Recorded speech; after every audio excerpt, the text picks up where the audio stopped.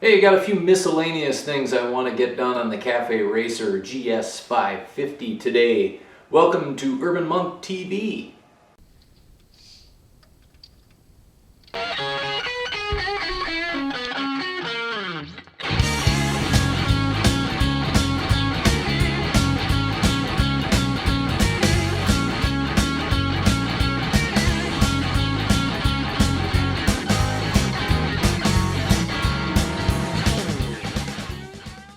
So one of the questions that's been gnawing at me is once I get the carb intake boots mounted here and then get the carbs on, do I have enough room for these pod filters that I purchased?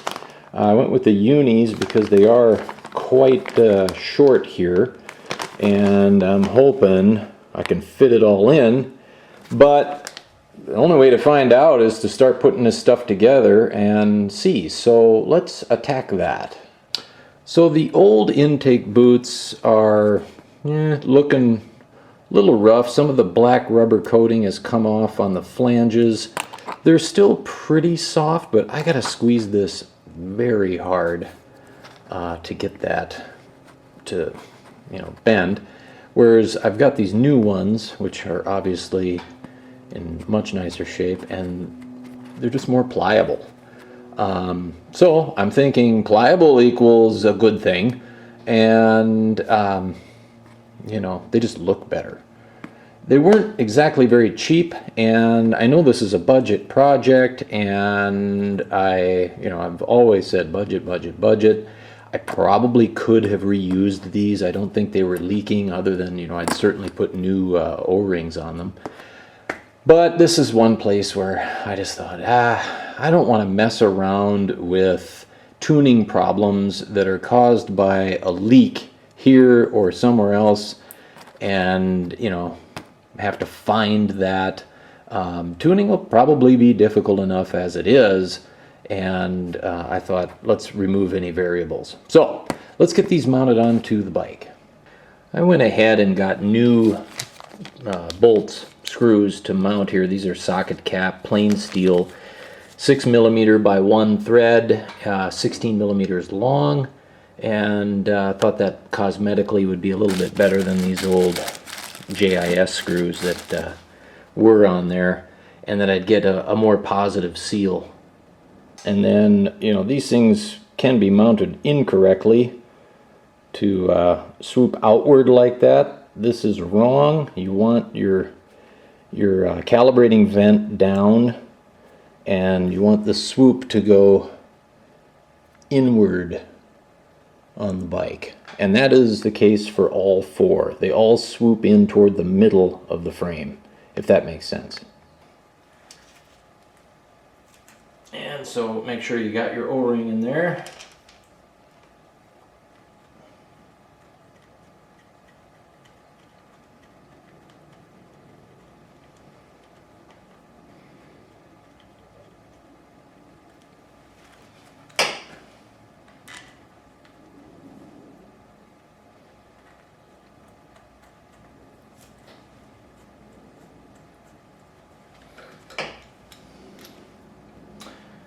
These are 5mm Allen.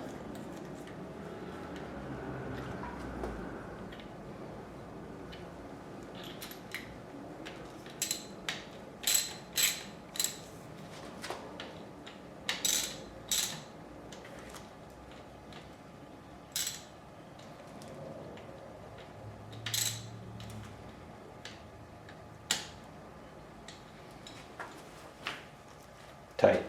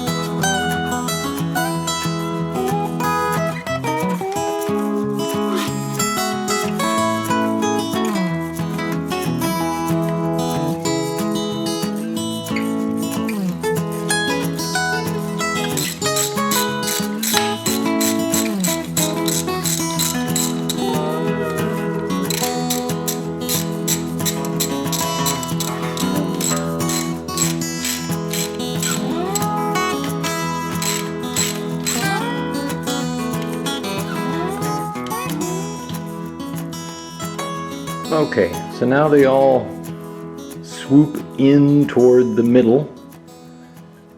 I'll go grab the carb bank and just double check that this matches up. And then the other thing I've done is all of our carb sink ports are pointing outward on the bottom. And I do have to pay attention to which direction these clamps are going. Because you obviously want, oops, sorry. You obviously want the screw head pointing out toward you. Okay, so here is the good news. With the carb bank in here, they all match up perfectly to the carbs. Now, pushing these on is a bear usually, and it really should be. I'm going to do a couple of things here to get these on. One is I'm first going to just remove the clamps. We can put those on later. Two, I'm just going to get a little dish detergent in here to make these slippery. But I'm not going to leave them in here because if you noticed earlier in a video, I used dish detergent as a lubricant. But it does then later dry like a glue. So I don't want that in this case because I need to get these carbs on and off a couple of times. Maybe many times. And so I'm going to just put it in, make sure that I get the fit on the pods that I'm looking for, and then I'm going to get these things off of here.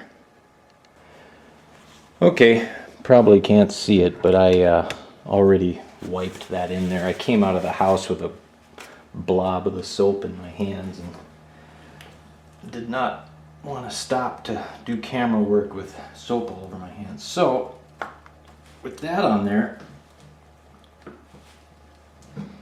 these pop on pretty easy.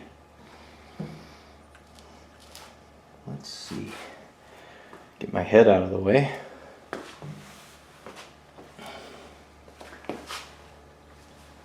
Yeah, let's look at this. Pretty much on all the way there. Check the other side, and I'm on all the way there too. So that's the trick, is dish soap. Makes popping those on and off a lot easier. And if you were done here and you were putting the clamps on, that would actually dry up very, good seal. So now the big question is, do we have enough room here for 4 pods? It's really the outside one that's going to be the greatest concern, I think. Inside, I think we'll be okay. Let's take a look.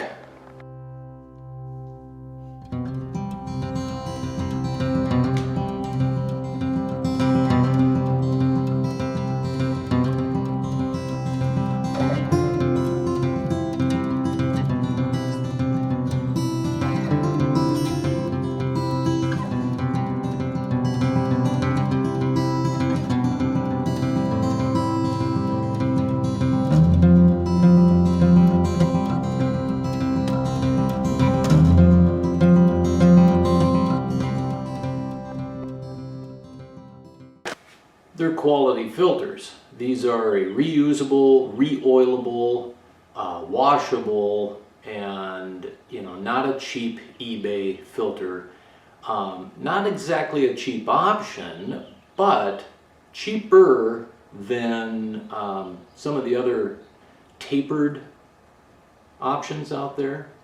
I think I'm really gonna like these. What I don't like about them is they're not really very flashy. They're very simplistic, but they've got a race heritage that's pretty cool.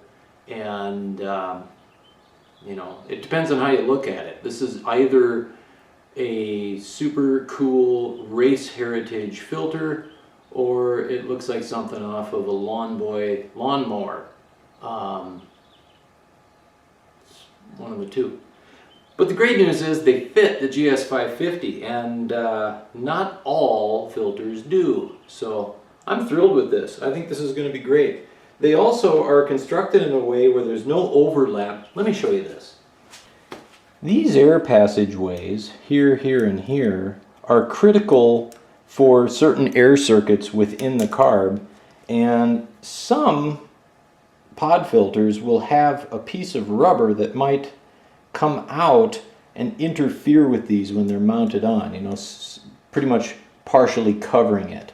You want to be careful for that. These Uni filters do not. There's the slightest little flange inside of there, but it's not so bad that it's going to interfere with those.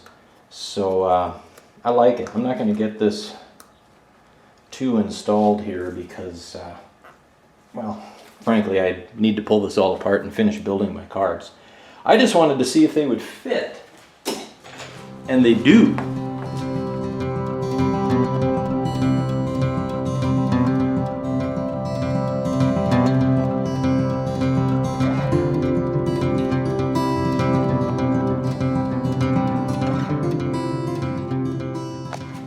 And so off they come because I'm needing to finish with the carbs.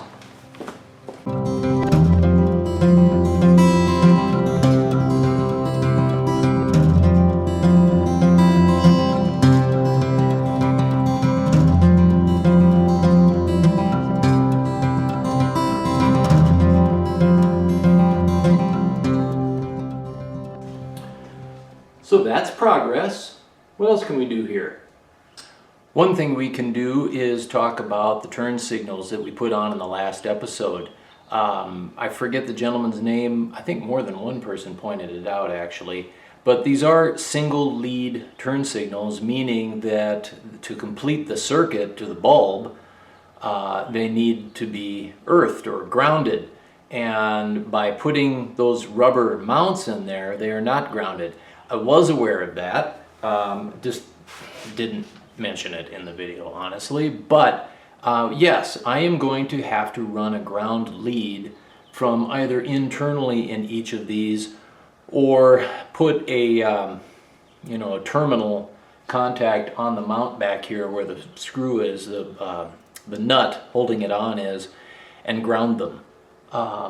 So the good news is that the turn signals for you know, stock on the GS550 were a 2-lead system with a ground wire, so I can run a wire for that purpose and intend to do so. So I thought I'd just touch base on that.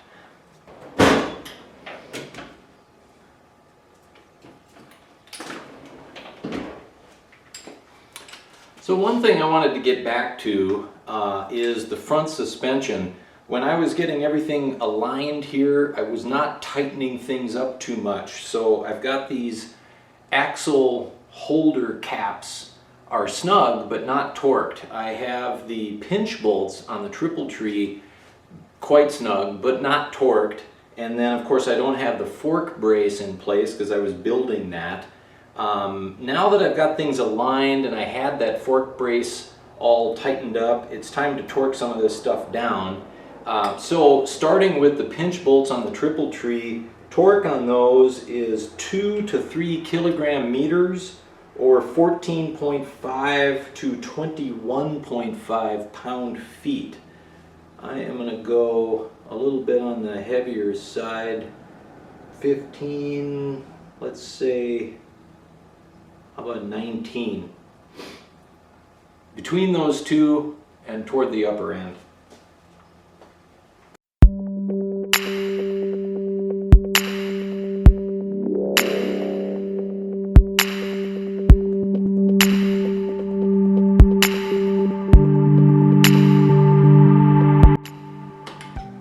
Okay, they're snug enough.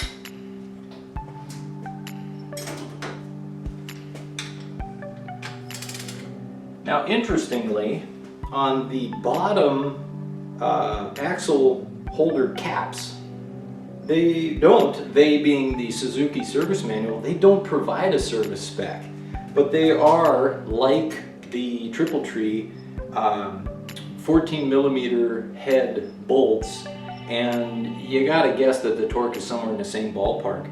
The other thing I want to make sure is that I've got a consistent gap from front to back Let me show you. Right here and here, you know, you don't want this to be completely closed and that to be wide open. You want the gap to be relatively the same between the two. So watch that as you're torquing. I will also say, do not forget lock nuts down here.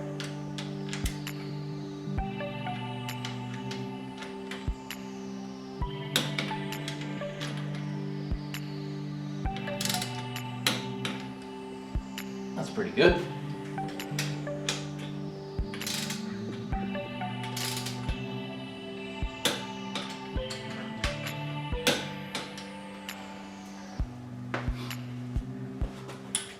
It's not a bad idea to check these once in a while when you're riding. I stand corrected. These do have a torque spec, so I'm loosening them up. I was on the wrong page of the service manual. It's hard when you're doing it on a computer rather than flipping pages in a book. I've just got a PDF version of it. Excuses. Torque is 1.5 to 2.5 kilogram meters, or 11 to 18 pound-feet. So I'm redoing these.